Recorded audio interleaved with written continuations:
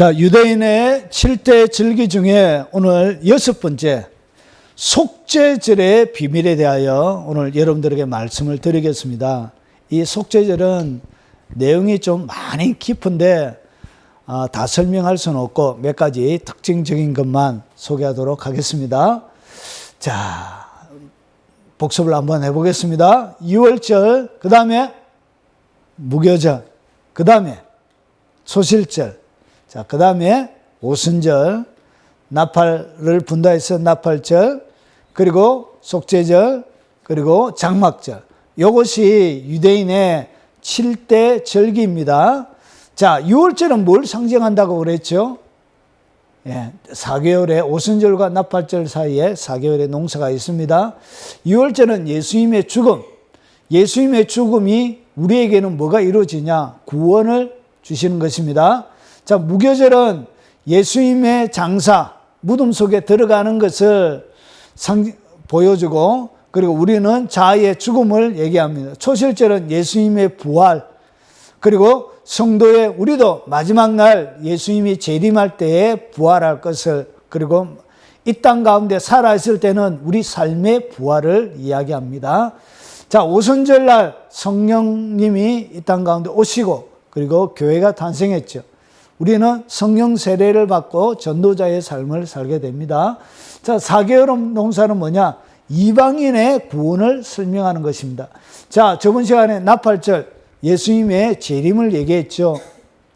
그리고 이거는 우리에게는 정결한 신부로 준비가 되는 것입니다.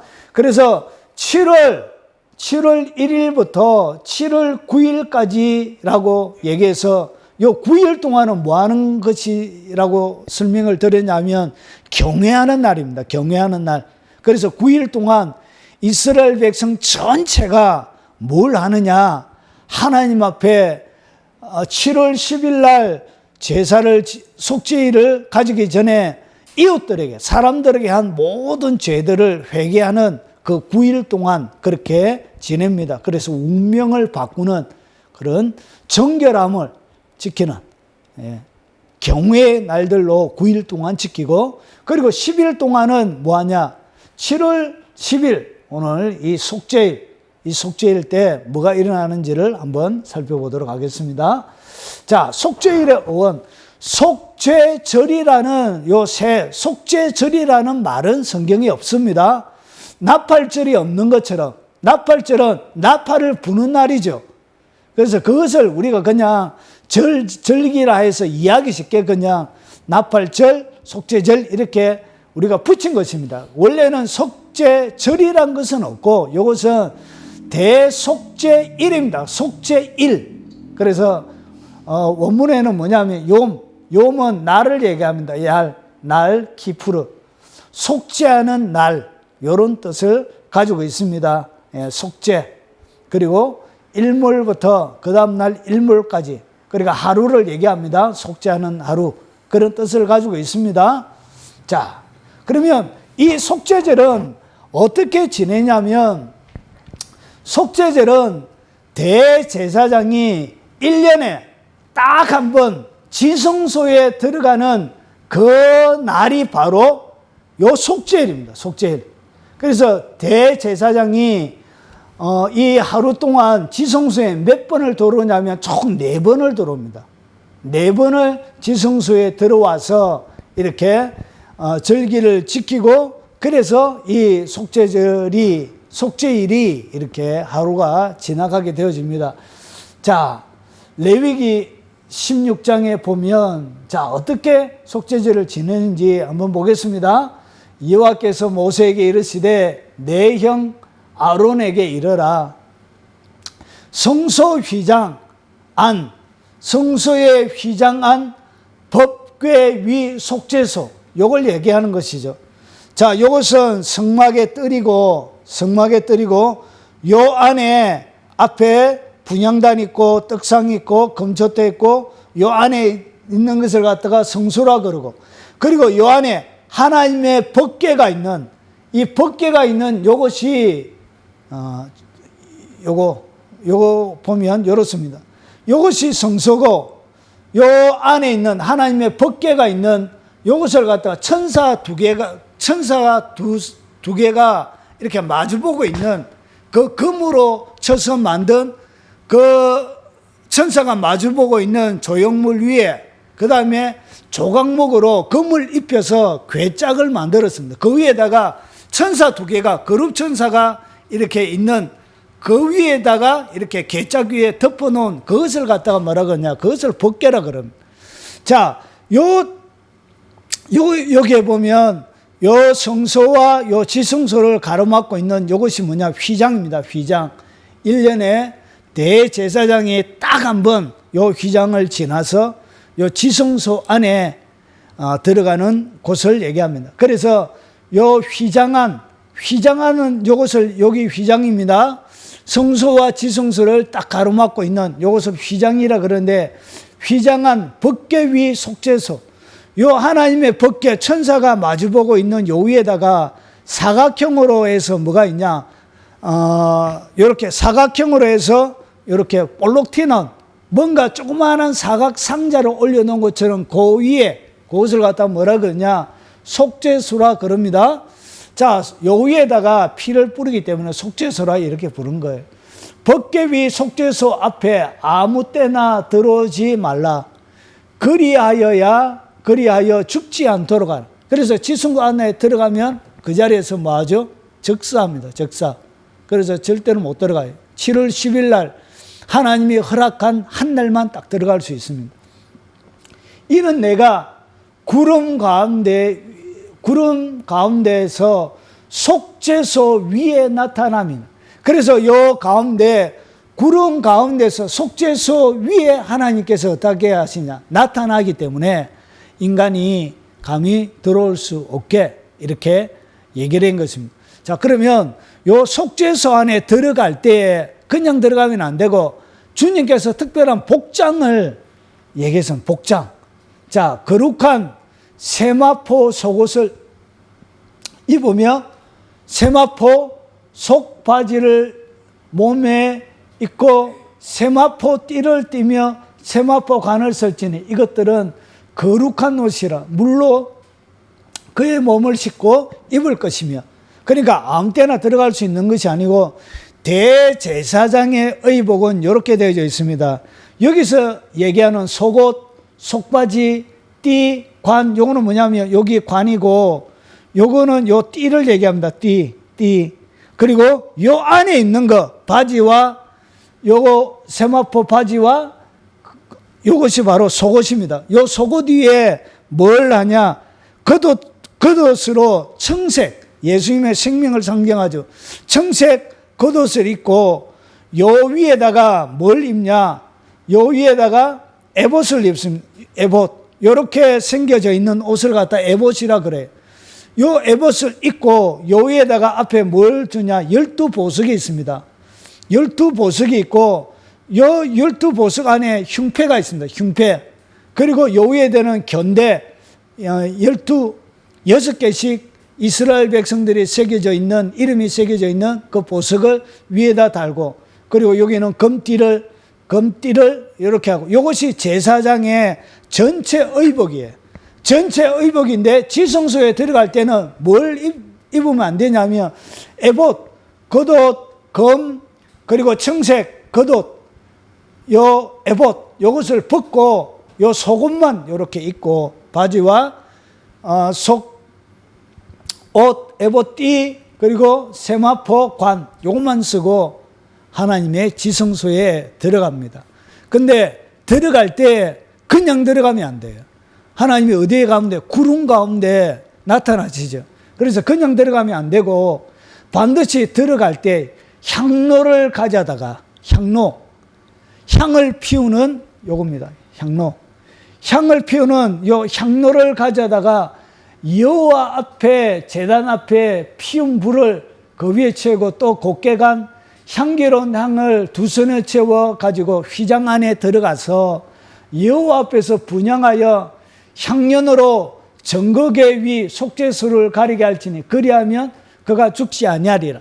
그래서 순서는 어떻게 되지냐면 이렇게 하얀 세마포 속바지 입고 속옷 입고 그 다음에 향로를 가지고 지성소 바깥에서부터 어떻게 하냐, 이 향로를 가지고 향을 가지고 지성소 전체를 향을 채웁니다. 가득 채우고 나서 그 다음에 향로를 가지고 첫 번째 들어가는 것이죠. 향로를 가지고 그 다음에 들여다 놓고 그 안에 향으로 가득 채워다 놓고 그 다음에 나옵니다. 이것이 첫 번째입니다. 그리고 나서 이렇게 향을 채우고 그 다음에 아론은 자기를 위한 속죄제의 수송아지를 가져 드리되 자기와 자기 집안을 위하여 속죄하고, 그러니까 그 다음에 뭐 해야 되냐, 수송아지를 가지고, 이 아론 자신도 죄인이죠. 그래서 자기의 죄를 속하기 위해서 뭐 해야 되냐, 수송아지를 잡아가지고 수송아지의 피를 받아가, 그래서 그 피를 들고 먼저 지성소 안에 들어갑니다.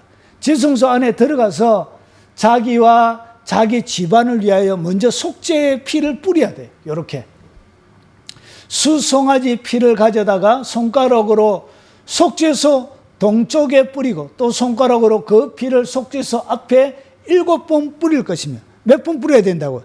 7번 속죄제를 뿌리고 그 다음에 밖으로 또 나옵니다. 두 번째 들어갔다가 나왔죠. 자, 두 번째. 그리고 세 번째 들어갈 때는 어떻게 하냐면, 요 제사장의 수송아지의 피를 드리기 전에 먼저 제사장이 뭘 하냐면, 제사장을 위해서는 수송아지를 하고, 그리고 일반 백성들을 위해서는 2마리의 염소를 준비합니다. 2마리. 그래서 2마리의 염소를 준비해서 제비를 딱 뽑아요. 그래서 한 마리의 염소는 여호와를 위하여 드리고, 한 마리는 아사셀이라는 것은 뭐냐면 떠나보낸다는 말이에요. 그래서 떠나보내는 이 염소를 뽑아가지고 그 다음에 뽑아 다 해놓고 그 다음에 송아지의 피를 가지고 어떻게 하냐, 제사장이 송아지 피를 가지고 첫 번째 들어가고, 그리고 나와가지고 두 번째는 뭐하냐, 이렇게 7번 피를 뿌립니다. 두 번째 들어가서 세 번째는 어떻게 하냐, 이스라엘 자손의 회중에게 속죄제물 삼기 위하여 염소 2마리와 번제로 삼기 위하여 수작 1마리를 가져갈지니라.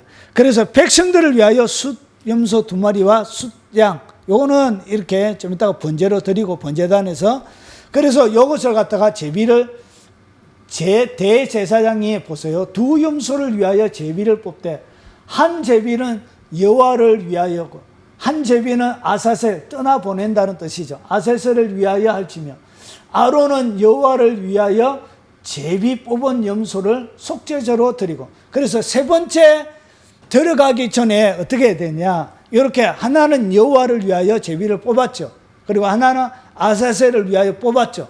그래서 여호와를 위하여 뽑았던 요 염소의 피를 받아가지고 세 번째로 어떻게 하냐, 세 번째로 하나님의 지성소에 이 백성들의 죄를 위한 피를 가지고 들어가요. 그래서 들어가서 어떻게 하냐, 또 백성을 위한 속죄제 염소를 잡아 그 피를 가지고 휘장 안에 들어가서 세 번째 들어간 거예요. 그 수송아지 피로 행함같이 그 피로 행하여 속죄소 위와 속죄소 앞에 뿌릴지니 곧 이스라엘 자손의 부정과 그들이 범한 모든 죄로 말미암아 지성소를 위하여 속죄하고 또 그들의 부정한 중에 있는 회막을 위하여 그같이 할 것입니다. 그래서 여기에서 이 피를 가지고 어떻게 하느냐, 지성소 아래에 들어가서 뿌리고, 그리고 성소 안에서, 그리고 밖에 나와서 회막 안에 쓰여져 있는 모든 것들을 가지고 어떻게 하냐, 이 피로 속죄를 지내야 돼요. 그래서 이 피를 가지고 어떻게 하느냐, 1년 동안 지었던 모든 죄를 위해서, 그러니까 1년 동안 모든 지었던 죄를 위해서 지성소 안에 가지고 들어가는 거예요. 대속죄는 1년에 딱 한 번, 1년 동안 모든 죄를 다 뒤집어 세워서 들고 들어가는 거예요. 그래서 요 피를 이렇게 지성소 안에 뿌립니다. 아론은 그의 2 손으로 살아있는 염소의 머리에 안수하여, 잘 보세요, 이스라엘 자손의 모든 불의, 그 범한 모든 죄를 아뢰고, 그러니까 이스라엘 자손 1년 동안 지었던 대표적인 이런 불의들 죄들을 다 아뢰고 죄를 염소의 머리에 두어 미리 정한 사람에게 맡겨 광야로 보낼지니 염소가 그들의 모든 불의를 지고 접근하기 어려운 땅에 이르거든 그런 염소를 광야에 놓을지니라. 그러니까 하나는 속죄제로 드리고 그 다음에 하나는 아사셀이에요. 아사셀에 이 염소는 어떻게 하냐, 한 사람에게 맡겨가지고 이 양이 예루살렘을 통과해서 나가요. 통과해서 나갈 때 어떻게 하냐, 예루살렘 그 성소에서부터 시작해서 예루살렘 거리를 딱 가면 염소를 끌고 가는데 옆에 속죄제를 지내기 위해서 온 사람들이 침 뱉고 돌멩이 던지고 가진 폭행을 이 염소에게 해요. 그래서 염소가 예루살렘 거리를 거의 다 통과하기 전에 거의 아사 직전의 상태로 그러니까 떡이 돼, 떡이. 마치 예수님이 그렇게 예루살렘에서 그렇게 골고다까지 가는 길 동안 십자가 지고 가는 동안 수많은 사람들이 멸시하고 조롱하고 했던 것처럼 똑같이 그렇게 하고 나서 그 다음에 이 양을 아사 직전에 거의 터지고 깨어지고 부서지고 상처 입었던 이 양을 끌고 갔던 사람들이 광야에서 이렇게 내려다 놓습니다. 그러고 나서 이 양이 점점 가면서 처음에는 양처럼, 그리고 좀 더 가면은 토끼처럼, 그 다음에 쥐처럼, 그 다음에 점처럼 이렇게 사라져 가죠. 그래서 그들의 모든 죄가 어떻게 사라져 갔다는 것을, 이렇게 끝났다는 것을 이 아사셀 양을 떠나 보냄을 통하여 하나님께서 그림으로 그들에게 보여주신 것입니다. 자, 속죄제 수송아지와 속죄 염소의 피를 성소에 들여다가 속죄하였은즉 그 가죽 그리고 고기와 똥을 밖으로 내어다가 불사를 것이며, 속죄제는 번제단에서 불을 못 태워요. 속죄제는 어떻게 되냐, 밖에서, 영문 밖에 나와서 밖에서 태우는, 성문 밖에서 태워야 돼. 성문 밖에서 어떻게 하냐, 가죽, 고기, 똥 모든 것을 어떻게 영문 밖에서 태워서 제사를 드리고, 그 다음에 제사장이 씻고 옷을 갈아입고 성소에 들어가서 뭐하냐, 요 향로를 4번째 들어갔다가 향로를 밖으로 가져 놓으면 속죄절의 모든 예식이 끝이 나는 거예요. 그러면 하나님은 이렇게 속죄절을 지내는, 속죄날을 지내는 순서를 통해서 우리에게 보여주려고 하는 그것이 뭐냐, 그리고 실제로 우리에게 보여주려고 하는 것이 뭐냐, 이것은 다 누구에게 이루어질 것을 모형으로, 그림으로 보여주고 있다고요. 예수님이 이 땅 가운데 하실, 그러니까 예수님의 사역 한 부분을 뭐하고 있다고요? 설명하고 있는 거예요. 예수님의 모든 사역을 담고 있는 것이 아니고, 여러분 모든 사건은 예수님의 어느 한 부분을 설명하기 위한 설명서고 모형이고 그림자라는 것이죠. 자, 그러면 이 속죄 대제사장이 이렇게 4번 지성소에 들어갔다 나왔다 하면서 이 속죄제를 지내는데, 백성들은 어떻게 해야 되냐, 이 대속죄일은 9일 동안 이웃들에게 행한 모든 잘못을 회개하는 날이고, 7월 10일 대속죄일은 여호와께 잘못한 모든 죄를 회개하는 날이에요. 그래서 거기에 참여하는 사람들은 보세요. 너희는 영원히 이 규례를 지킬지니라. 7째 달 곧 그 10일에 너희는 스스로 괴롭게 하고, 그래서 대속죄일이 되어지면 어떻게 되냐, 괴롭게 하라는 것이. 괴롭게 하라는 것은 몸을 아프게 하라는 얘기가 아니고 회개하라는 얘기예요. 회개. 통에 자복하라는 것이에요. 그래서 아무 일도 하지 말고 본토인이든지 너희 중에 거류하는 거류민이든지 그리하라. 이날에 너희를 위하여 속죄하여 너희를 정결하게 하리니. 그래서 1년 동안 지은 모든 죄가 용서가 되는 거예요. 너희의 모든 죄에서 너희가 여호와 앞에 정결하리라. 그래서 여기에 속죄일에 참여하는 사람들은 어떻게 했나, 철저하게 하루 종일 하나님 앞에 성소에 모여서 회개하고 또 회개하고 또 회개하는 거예요. 자, 어떻게? 이는 너희의 안식일 중에 안식일, 최고의 안식이란 것이죠. 그래서 인간이 이 땅 가운데 누리는 최고의 안식은 뭐하는 어떤 시간이냐? 회개하는 시간. 회개가 인간이 쉴 수 있는, 안식할 수 있는 최고의 시간이에요. 그래서 안식일 중에 안식일이죠. 너희는 스스로 괴롭게 할지는 영원히 지킬지니라. 이렇게 회개하면서 7월 10일 한날을 지내고 저녁에는 뭐하냐? 축제가 벌어져요. 축제. 이렇게. 자, 그러면 이것은 뭘 얘기하냐면, 여러분, 이것은 굉장히 의미가 좀 깊습니다. 보세요. 속죄제일에, 속죄절은 지성소가 열리는 거예요. 그러니까 성소와 지성소가 구분이 있었는데, 휘장을 통해서 구분이 있었는데, 이 구분이 어떻게 하냐? 예수님이 십자가에 못 박아 돌아가실 때 성소의 휘장이 위에서 아래부터 쫙 찢어져 버리죠. 그래서 예수님이 돌아가심을 통해서 뭐가 일어나냐? 성소와 지성소의 구분이 없어졌어요. 그러니까 날마다, 그러니까 이 대속죄에는 날마다 예수님의 죽음이 뭘 얘기하냐? 예수님의 죽음은 날마다 대속죄를 우리에게 주신 날이에요. 그래서 예수님의 죽음의 의미가 뭐냐? 날마다 우리가 살아가는 매일매일의 삶들이 1년 동안 기다릴 필요도 없고, 뭐하냐? 하나님께 지었던 어떤 죄든지 날마다 대속죄를 우리에게 열어주신 날이에요. 이해가 되십니까?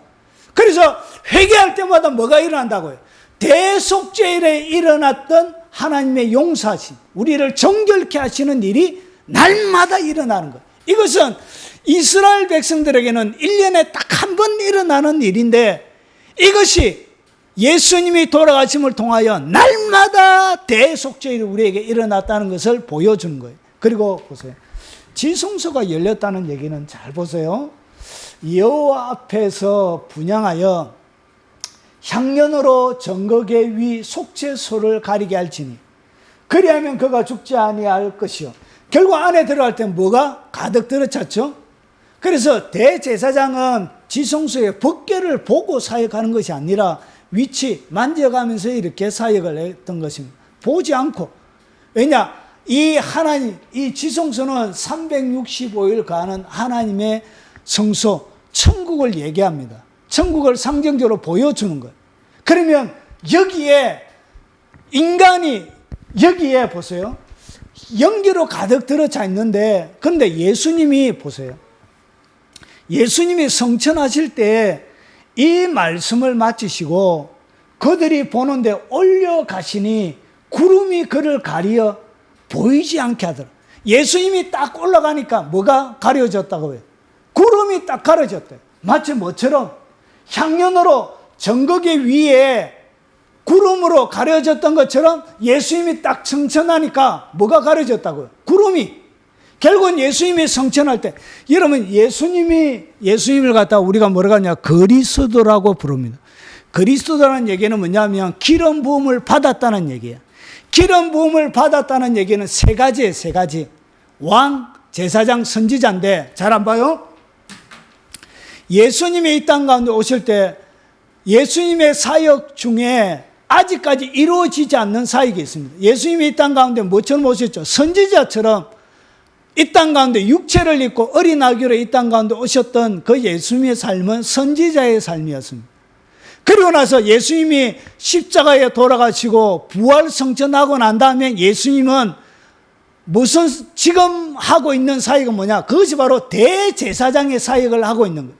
그래서 우리에게 있는 예수님을 갖다가 뭐라 그러냐? 대제사장이라 표현하고 있는 거예요. 결국은 예수님이 지성소 가운데 대제사장이 사역했죠. 구름 가운데서, 연기 가운데서 했던 것처럼 구름으로 딱 가려져서 예수님이 성천해서 하나님 보좌 우편에서 지금 우리를 위하여서 간구하고 계신데 무슨 사역을 하고 있다고요? 대제사장의 사역을 하고 계신 거예요. 그래서 날마다 뭐가 일어난다고요? 7월 10일 날 일어났던 대제사장의 그 역사, 7월 10일이 날마다 우리의 삶들 가운데 일어나게 되는 거예요. 그러고 나서 예수님이 재림할 때는, 그러면 예수님은 왕이 아니었죠. 선지자, 제사장, 그리고 예수님이 마지막 재림할 때는 무엇으로 오냐? 왕으로 오시는 거예요.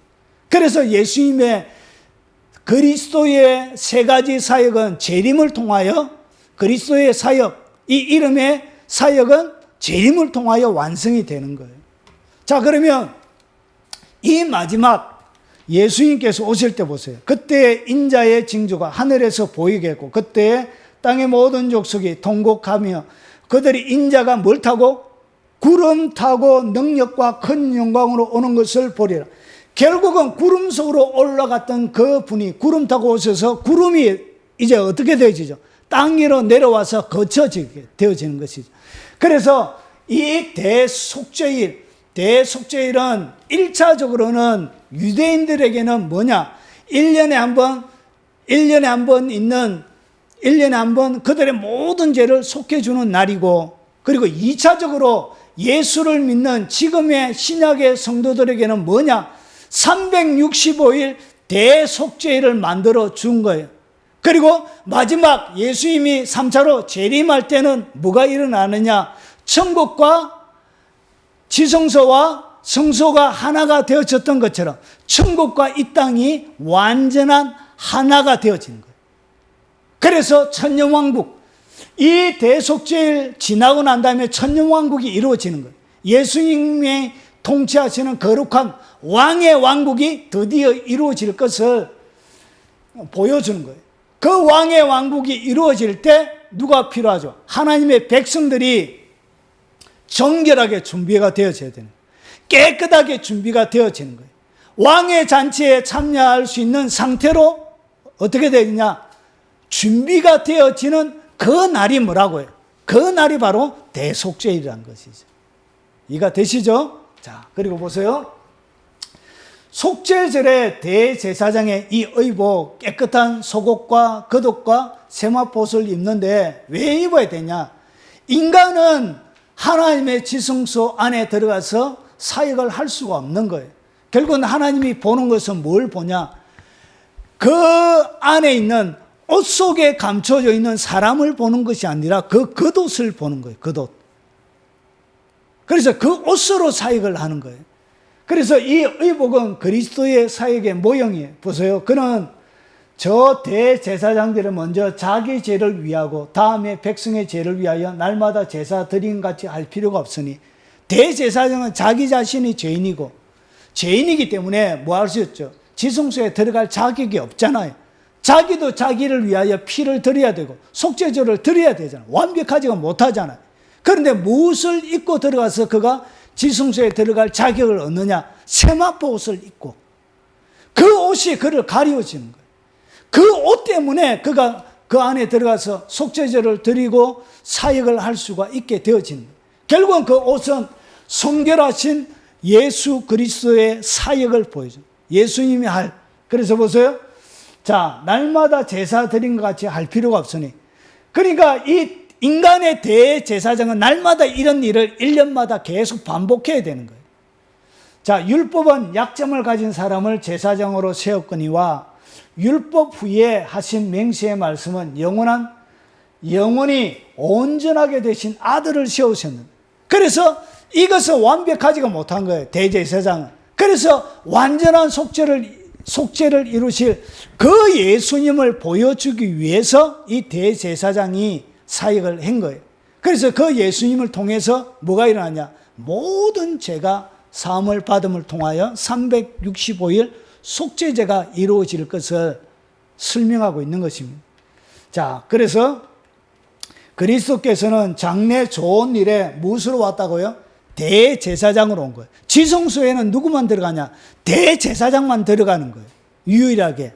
그래서 손으로 짓지 아니한 것, 곧 창조에 속하지 아니한 더 크고 영원한 온전한 장막으로 말미암아. 그래서 예수님은 어떻게? 하나님의 보좌 우편에 성천하심을 통하여 요거 이 땅 가운데 있는 이 장막은 그림자고 부분이고 모형인데, 천국에 직접 완전한 장막 가운데 그분이 대제사장으로 들어가신 거예요. 여기까지 이해가 되시죠? 그래서 염소와 송아지에 필요하지 아니하고 오직 제사장도 피를 가지고 들어갔죠. 속죄제, 수송아지 피를 가지고 들어갔던 것처럼 예수님도 어떻게 했냐? 염소와 송아지 피로 하지 않았고 오직 자기의 피로 영원한 속죄를 이루사 단번에 성소에 들어가신 자기의 피를 가지고 드림을 통하여 완전한 속죄를 그분이 이루신 것입니다. 그리고 자, 7번 지성소에 7번의 피 뿌림은 완전한 속죄를 보여주는 거예요. 그래서 피가 뿌려져야 되는데 7번 뿌려져야 되는 거예요. 보세요. 그 위에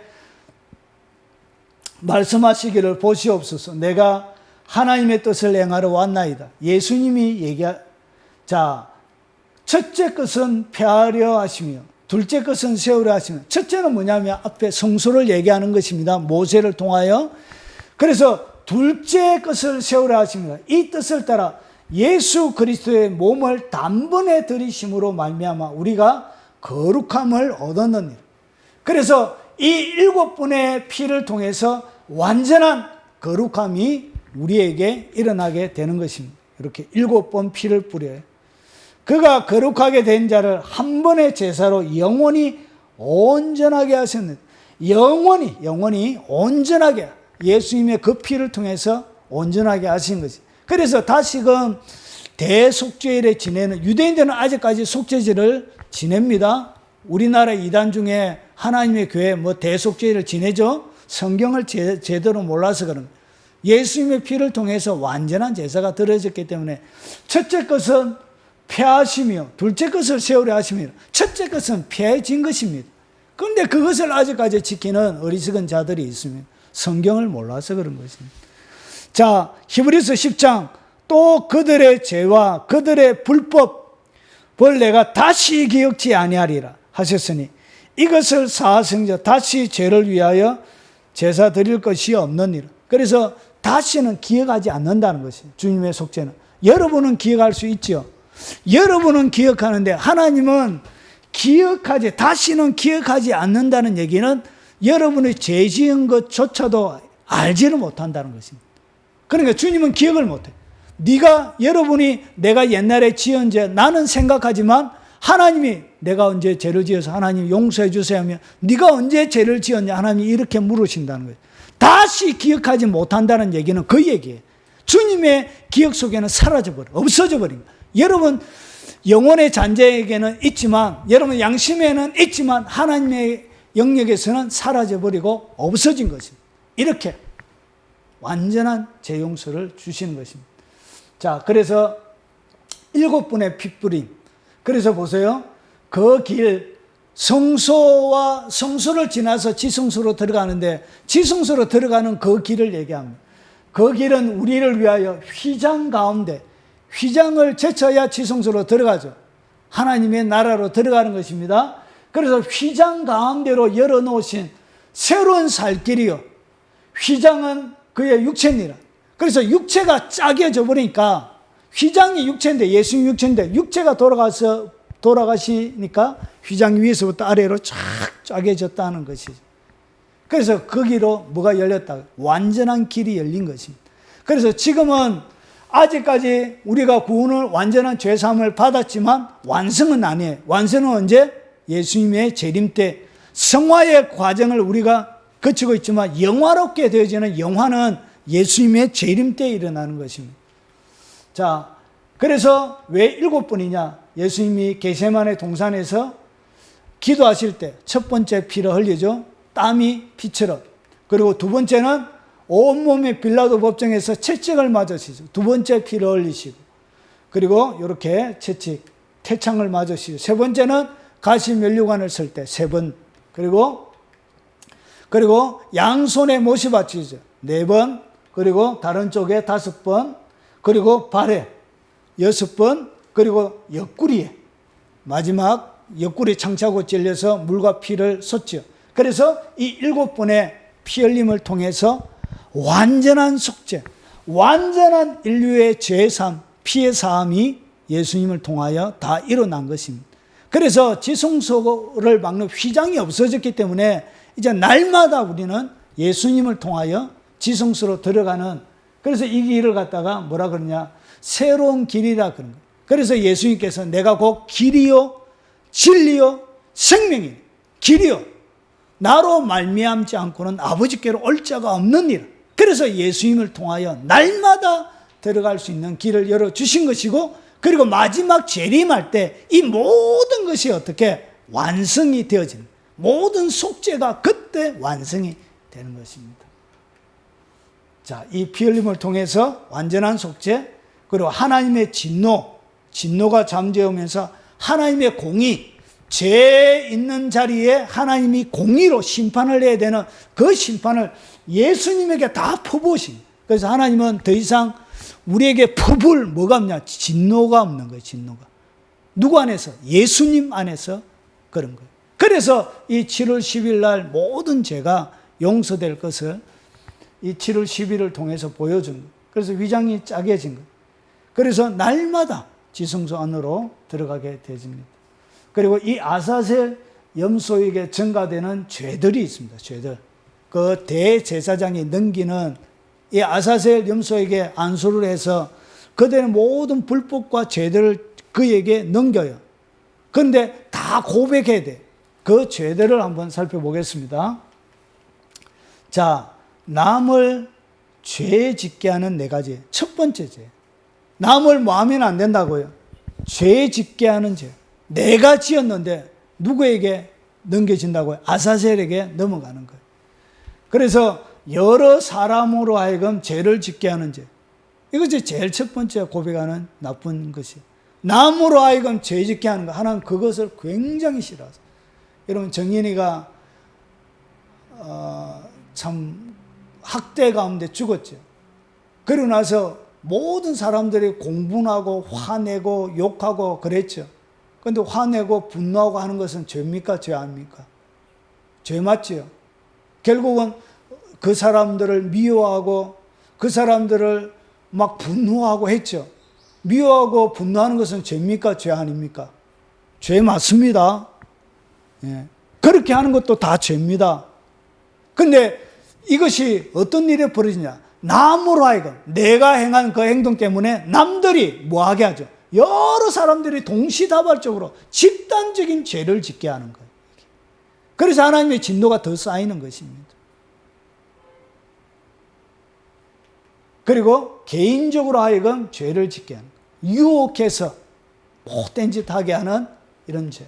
그리고 영향을 줄 수 있는 사람을 죄 짓게 하는 업무를 해가지고 모함해가지고 영향력을 줄 수 있는 사람을 죄 짓게 하는 죄. 그리고 죄 짓고 회개하리라. 그리고 죄를 지으면 대속일에 사함을 받으리라. 1년 동안 죄를 지어도 사함을 받기 때문에 라고 생각하는 죄. 내가 죄 짓고 나서 회개하고 그리고 대속죄일 날 용서를 받을 것이니까 라고 생각하면서 뭐 하는 죄? 죄를 짓는 이 죄가 아사셀에게 넘어간. 근데 우리가 일반적으로 고백하고 생각하는 죄와 조금 차이가 나죠. 그리고 그 다음에 그들이 고백했던 인간관계에 대한 5가지 죄가 있습니다. 인간관계에 대한. 그것이 뭐냐? 공동체와 분리되는 것. 공동체 가운데 떨어지는 이 죄가 넘겨져요. 이것은 굉장히 큰 죄입니다. 우리는 이것을 공동체 가운데 떨어져 가는 것을 죄라고 생각하지 않죠. 그런데 하나님은 그들에게 심판을 내릴 때 공동체 가운데 떨어질 것을 저주라고 표현해요. 저주.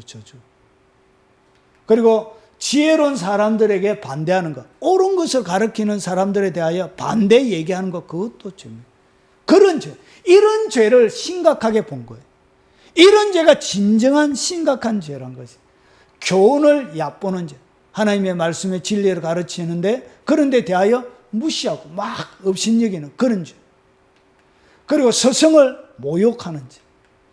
교훈을 경멸하는 죄. 이런 죄가 누구에게? 이게 하나님께 짓는 죄예요.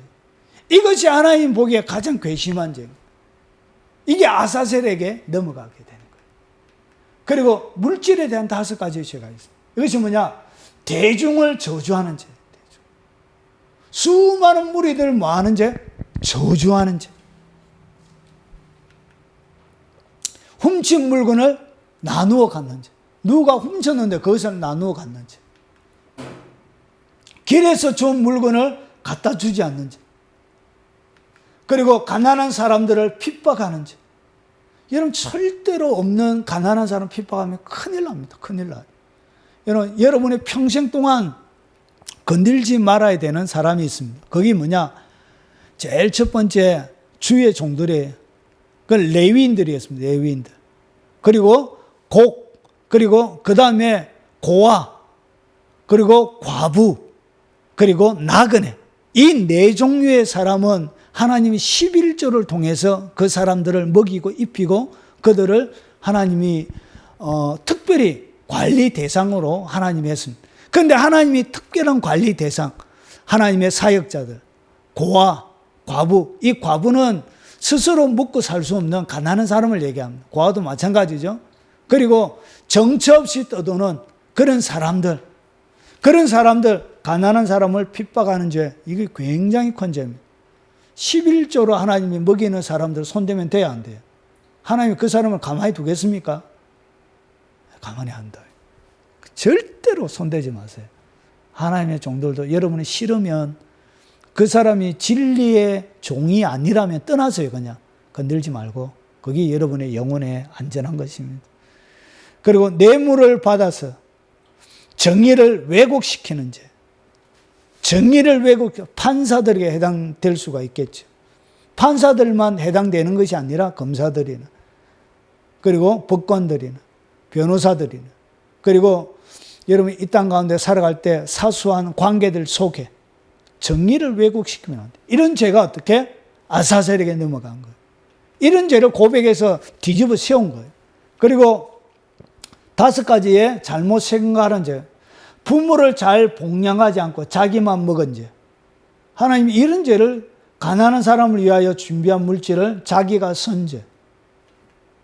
부도덕한 일을 보며 나는 안 그렇다고 여긴 죄. 부도덕한 죄를 보면 여러분 스스로 저 죄에 대해 여러분이 회개하는 것이 하나님이 보기에 귀한 것입니다. 나는 그렇지 않다라고 하는 그것도 죄가 됩니다. 그것이 아사셀에게 넘어갈 만한 큰 죄예요. 그리고 남과 비교하며 자기가 우월하다고 생각하는 이 죄, 이 교만이죠, 교만. 이 엄청나게 큰 죄예요. 그리고 좋지 못한 사람이라고 의심하는 죄, 사람을 객관적으로 보지 못하고 편협적으로 보는 그런 죄. 그리고 마지막 넘어가는 죄인데, 마음의 5가지 죄, 잡담하는 것. 이 잡담한다는 얘기는 뭐냐면 서로 이야기하는 이런 것이 아니라 수군수군하는 거예요. 험담하는 그런 수준의. 그리고 중상모략하는 죄. 요거는 악의를 가지고 험담하는 거예요. 요거는 악의는 없지만 그냥 남 얘기하는 거예요. 남 얘기하는 것도 굉장히 무서운 죄입니다. 지옥에 가는 죄예요. 지옥에 가는. 사형의 로마서 1장 28절부터 32절 사이에 보면 수군수군하는 것이 거기에 들어가는데, 이 같은 일을 행하는 자는 사형에 해당된다라고 자기들이 알면서도 자기들도 행하느니라. 이렇게 성경이 기록이 되어 있어요. 로마서 1장. 그래서 분노, 그리고 막 화내고 분노하는 것, 그리고 악한 생각, 나쁜 이들과 사귀는 거, 이것 자체도 뭐라고요? 이것 자체도 죄입니다. 그래서 이런 죄들, 5가지의 큰 죄들이 어떻게? 아사셀에게 넘겨지는 거예요. 넘겨져서, 보세요. 넘겨져서 아사셀에게 보세요. 자, 아사셀의 염소는 모든 죄가 떠나 없어짐을 보여주는데, 그는 허물과 죄로 죽었던 너희를 살리셨도다. 예수님은 우리의 죄만 지고 죽으신 것이 아니라 허물, 우리가 마땅히 해야 되는 것을 하지 못하는 그런 것을 갖다 허물이라 그러죠. 윤리적으로 어긋나는 것. 그래서 보세요. 예수님이 이 양이 지나갈 때 양을 거반 죽여서 보낸다고 그러죠. 그래서 거의 광야에 가기 전에 쩔뚝거리고 거의 못 가요, 이렇게. 그런 상태로 예수님이 지나갈 때 수많은 군중들이 주위에 둘러서서 아사셀 양에게 하는 것처럼 침뱉고 돌 던지고 욕하고 멸시하고 조롱하고, 그래서 뭘 다 넘겨놔. 그들의 허물되는 모든 조롱거리, 치욕한 그런 것들을 다 예수님에게 짊어지는 거예요. 마치 아사셀에게 짊어지었던 것처럼. 그래서 예수님이 비아 돌돌로사라고 해서 골고다까지 가는 그 길 동안 예수님께서 모든 인간의 허물과 죄를 뒤집으시고 아사셀의 양처럼 밖으로 그렇게 가는 것입니다. 자, 이는 죄를 위한 짐승의 피는 대제사장이 가지고 성소에 들어가고 그 육체는 영문 밖에서 불살라내는. 그래서 염소를 갖다가 제비를 뽑는데 하나는 여호와를 위하여, 하나는 아사셀을 위하여. 그래서 여호와를 위한 것은 피로, 짐승의 피는 대제사장이 성소로 가지러 가고, 그리고 육체는 영문 밖으로 나가 불사르죠. 그래서 육체는 어떻게? 밖에 나가서 태우는 거죠. 아사셀 양처럼 밖으로, 피는 성소로, 그리고 육체는 밖으로. 그래서 예수님께서 어떻게? 육체는 밖에서 골고다에서 못 밖에서 돌아가시는 것입니다. 그러므로 예수도 자기 피로서 백성을 거룩하게 하려고 성문 밖에서 고난을 받으셨는데, 이렇게 속죄제로 예수님이 올려드렸었고, 성문 밖으로 그가 완전히 광야로 내쫓겨서 이렇게 죽임을 당하게 되는 것입니다. 자, 그는 곤욕, 그래서 이사야는 그는 곤욕을 당할 때, 괴로울 때 그의 입을 열지 아니하였습니다. 마치 도수장으로 끌려가는 어린 양과 틀 깎는 자 앞에서 잠잠한 양같이 그 입을 열지 아니하였다. 이사야가 예수님을 이렇게 설명하고 있는 거예요. 그는 곤욕과 신문을 당하고 끌려갔으니. 그래서 여러분 십자가 지기 전에 빌라도 법정에서 태창 맞고 가시 면류관 뒤집어 쓰고, 그리고 옷은 빼앗겨서 조각 나누어지고, 그리고 골고다 언덕까지 이 긴 길을 곤욕과 신문을 당하고 끌려갔으니 그 세대 중 누가 생각하기를 그는 살아있는 자들의 땅에서 끊어지면 마땅히 형벌 받을 내 백성의 허물 때문이라 하였어요. 그래서 모든 허물을 지고 그분이 돌아가시게 되는 것입니다. 자, 이것이 마지막 대속죄의 비밀에 대한 설명인데, 결국은 이 마지막 모든 속죄 보세요. 대속죄절의 최종적인 모형은 부활을 통한 속죄. 예수님이 부활할 때 완전한 속죄, 그래서 구원의 완성, 그리고 천년왕국 백성들의 정결의식을 보여주는 거예요. 천년왕국에 들어가기 위하여. 나팔절은 예수님의 재림이라 그랬죠. 그러면 천년왕국은 뭐? 대속죄는 뭐냐? 천년왕국에 들어가기 전에 하나님이 그의 백성들을 어떻게 정결할지, 1차적으로는 유대인들의 죄를 용서해 주시고, 그리고 살아있는 동안 우리가 어떻게 죄 용서를 받는지 설명하고, 그리고 요거는 그림이 하나의 그림인데도 유대인들에게도 우리에게도 마지막 예수님의 천년왕국 들어가기 전에도 모형을 보여주는 거예요. 그래서 하나의 그림인데도 이것은 다양한 것들을 종합적으로 설명하고 있는 거예요. 그래서 마지막 정결 예식을 보여주고 있는 것입니다. 그래서 그들이 새 노래를 불러 이르되 두루마리를 가지고 그 인봉을 떼게 합당하시도 일찍 죽임을 당하사 각 족속과 방언과 백성과 나라 가운데 사람들을 피로 사서 하나님께 드리시고, 그래서 요때 어떻게 하냐? 그분의 피로, 그리고 4개월 농사를 통해서 이방인들을 다 구원해가지고 각 족속, 방언, 백성, 나라 가운데 사람들을 피로 사서 하나님께 대속죄의 날 정결하게 해가지고 바쳐드리는 날이, 그것이 뭐라고? 그것이 바로 대속죄일인 것입니다. 그들로 우리 하나님 앞에서 나라와 제사장들을 삼았으니 나라와 제사장들로 삼아서 그들이 땅에서 왕노릇 하리로다. 그래서 왕과 제사장으로, 나라의 왕과 제사장으로 천년 동안 예수님과 더불어 뭐가 일어난다고요? 예, 천년왕국이 진행이 되는 것입니다. 그 진행되기 전에 그들을 정결하게 하는 정결의식이 뭐라고요? 그것이 바로 대속죄일인 것입니다. 여기까지 이해가 되셨죠? 자, 이제 정리. 자, 그래서 요 마지막 예수님의 재림 때에 뭐가 일어난다고 그랬냐? 온 땅 각 족속이 따로 애통하되, 온 땅의 각 족속이 따로 애통하되, 그리고 다윗 족속이 따로 하고 그들의 아내들이 따라오며 나단의 족속이 따라오고 그들의 아내들이 따라오며 레위 족속이 따라오고 그들의 아내들이 따라오며 시므이의 족속이 따라오고 그들의 아내들이 따라오고 모든 남은 족속도 각기 따라오고 그들의 아내들이 따라하다. 결국 뭐가 일어난다? 대회개가 일어난다. 그래서 대속죄일에 백성들이 어떻게 참여하라고 그랬죠?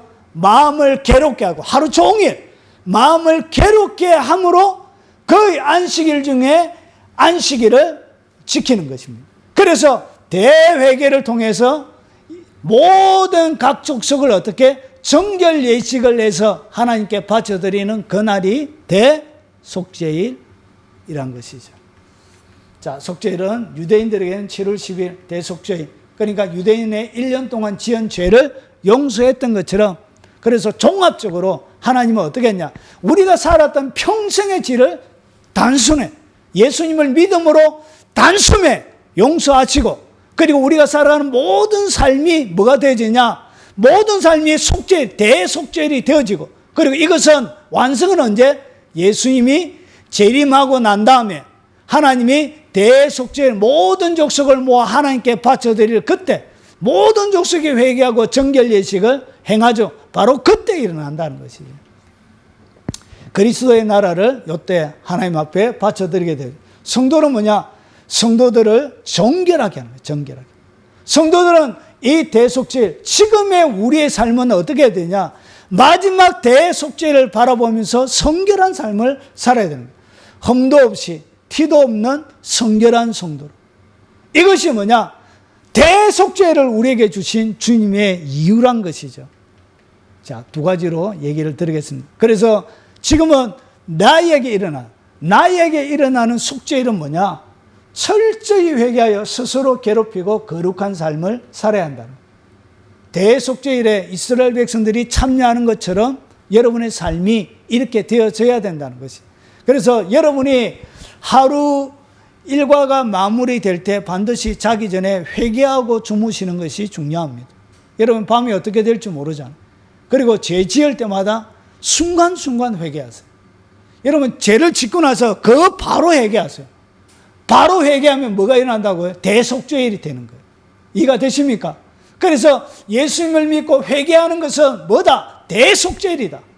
그래서 1년 동안 지은 죄를 용서하는 것처럼 대제사장이 지성소 안에 들어가 있는 것처럼 밖에서는 대제사장이 지성소 안에 들어가서 사역하는 동안 밖에서는 뭐가 일어난다고요? 모든 사람의 죄가 용서가 되는 거예요.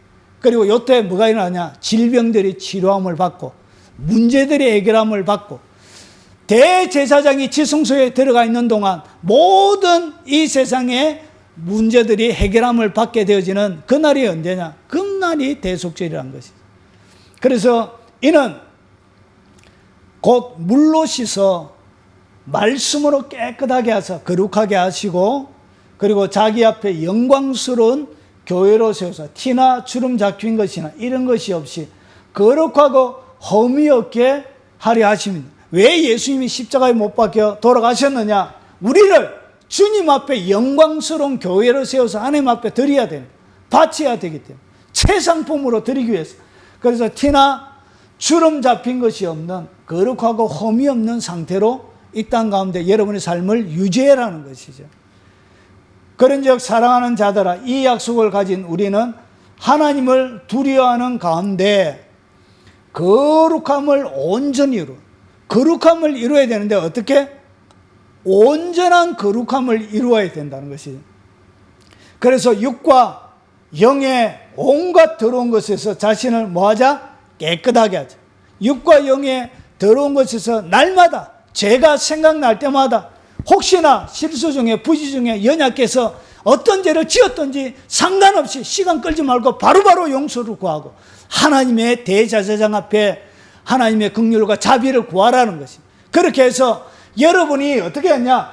거룩함을 온전히 이루어 깨끗한 상태로 준비하는 것이 이 땅 가운데 대속죄를 지키는 하나님의 백성들의 삶이란 것이죠. 하나님의 말씀과 기도로 거룩해져 가는 거예요. 어떻게 온전히 거룩함을 온전히 어떻게 이루느냐? 말씀과 기도를 통해서 말씀으로 날마다 찔려야 그게 죄란 것을 알게 되는 것이죠. 그래서 찔림을 받는 거예요. 말씀으로 깨끗하게 씻는 거예요. 그래서 기도로 우리의 죄를 하나님 앞에 자백하게 되어지는 것입니다. 그래서 거룩해져 가는 것입니다. 마지막입니다. 그리고 재림과 부활을 사모하며 주의 일에 뭐하라? 더욱 힘쓰라는 것이죠. 마지막 주님의 재림이 있다는 것이죠. 그리고 부활이 있다는 것이죠. 그래서 바울이 이렇게 얘기합니다. 보세요.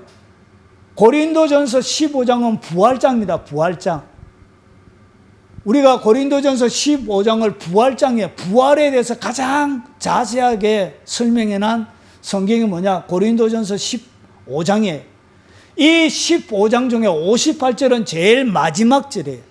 그러면서 이 부활을 다 설명하고서 마지막 부활이 있기 때문에 결론을 내리는 거예요. 그러므로 내 사랑하는 형제들아 견실하며, 견실이 뭐냐? 믿음직스럽게 튼튼하고 착실하게, 착실하다는 얘기예요. 그럼 믿음직스럽고 튼튼하다는 거예요. 그래서 믿음직스럽게 흔들리지 말고 항상 주의 일에 더욱 힘쓰는 자들이 되라. 이는 너희 수고가 주 안에서 헛되지 않는 줄 알미니라. 그래서 왜 부활에 대해서 설명하면서 부활에는 부활 때 모습이 해의 모습으로, 달의 모습으로, 별의 모습으로, 별과 별이 다른 것처럼, 그래서 하늘에 속한 형체로 부활하는 사람이 있고요, 땅에 속한 형체로 부활하는 사람, 부활의 모습이 완전히 달라요. 근데 부활의 모습을 결정하는 것이 뭐냐? 그것이 바로 거룩이고, 그리고 그것이 뭐냐? 항상 주의 일에 더욱 힘쓰는 자들이 되라. 이는 너의 수고가 이 땅 가운데 주님을 위하여 한 이 수고의 크기가 뭘 결정하냐? 부활의 모습을 결정하는 거예요.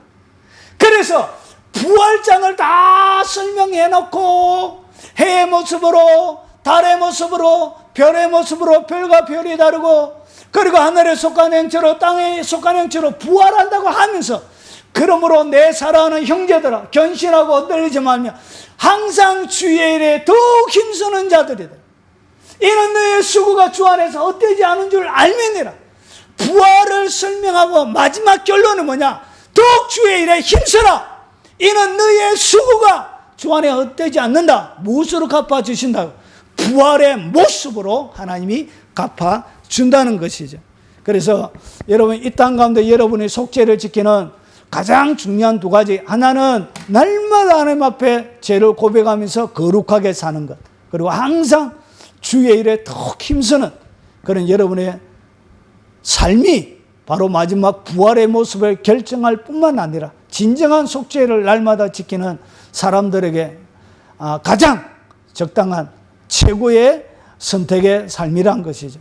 그래서 마지막 주님 오실 때 여러분이 행한 모든 것을 갚아줄 날 바라보면서 더욱더 주의 일에 힘쓰는 그런 지혜로운 하나님의 사람들이 되시길 주의 이름으로 축원합니다.